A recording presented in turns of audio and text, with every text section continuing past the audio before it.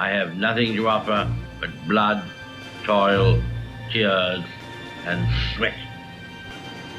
Bear before us an ordeal of the most grievous kind.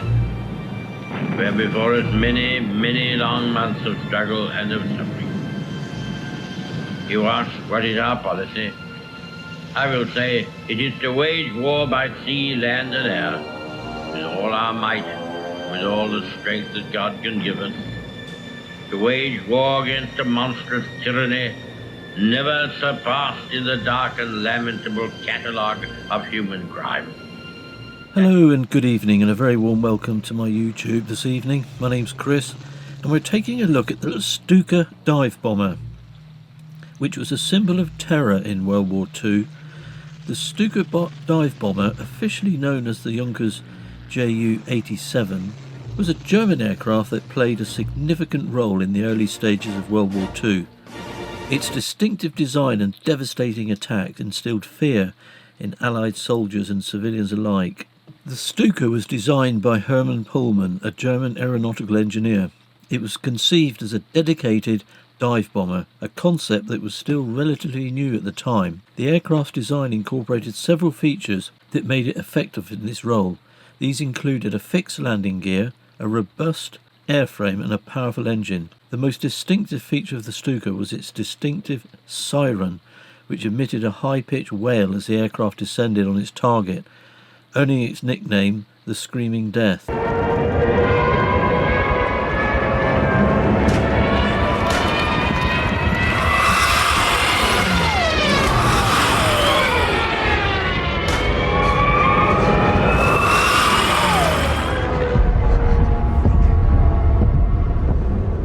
The Stuka aircraft saw extensive combat during the early stages of World War II. It was particularly effective in the invasion of Poland in 1939 and the Battle of France in 1940.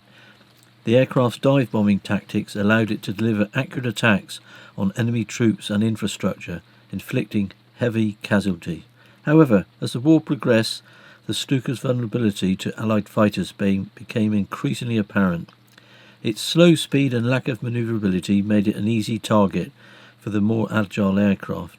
And shortly we'll hear from Ginger Lacey, squadron leader Ginger Lacey, who flew against the Stukas in 1940. A very interesting account he gives too. I'm reading from Ginger Lacey's book Fighter Pilot, where he describes attacking a group of Ju-87s. He was on patrol with his squadron, 501 Squadron, from Gravesend. It's August the 12th, and they've been directed to the incoming Stuka dive bombers by their controllers. And as he approaches, he says, and he sees them, he said they're nasty, wicked-looking little Ju-87s, and they're diving absolutely vertically, and they're trying to bomb a destroyer. This destroyer was putting up a magnificent show, doing everything except slow rolls. There was an escort of Me-109s, but the Hurricanes went straight for the Stukas. Lacey picked out one which was streaking eastwards at sea level, and the dryness in his mouth had gone now that nervous anticipation had given place to the excitement of the chase. With his right flying boot hooked into the toe strap of the rudder bar and his left beating its usual tattoo on the floor of the cockpit, he overtook his quarry and lined up for a deflection shot from above and to the left. A 3-second burst and he broke to the right, to come in again from that side. Another 3-second burst, a spurt of flames and smoke shot from a pillar of water, foaming and creaming up as the dive bomber plunged beneath the sea.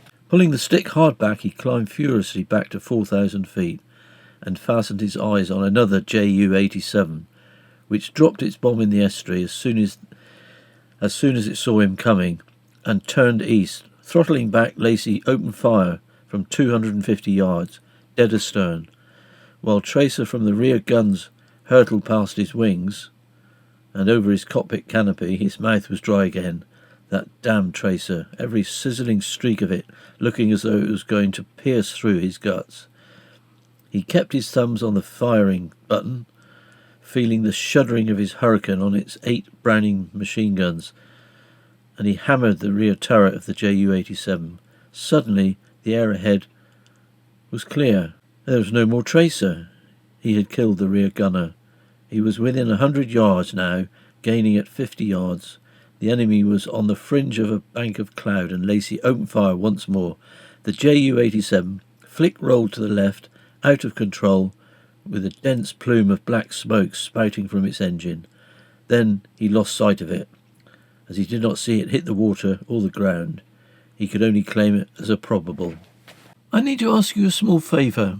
I'm chugging my way through 13,500 odd subscribers at the moment, and I'd dearly love to get to the number 14, as I feel that would be a slightly more pleasant milestone.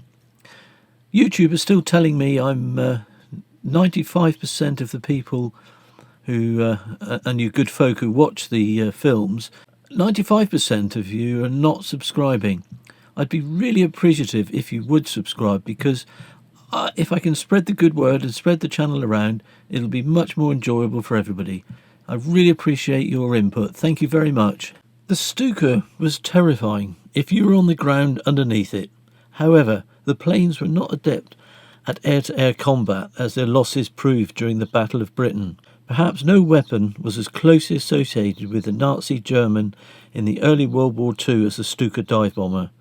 Infamous for the howling near-vertical dive attacks on warships, battlefield targets and defenceless civilian communities, like merciless birds of prey. However, the Stuka's reputation did not survive the war that it helped to start, as it proved less and less survivable in the face of capable opposition.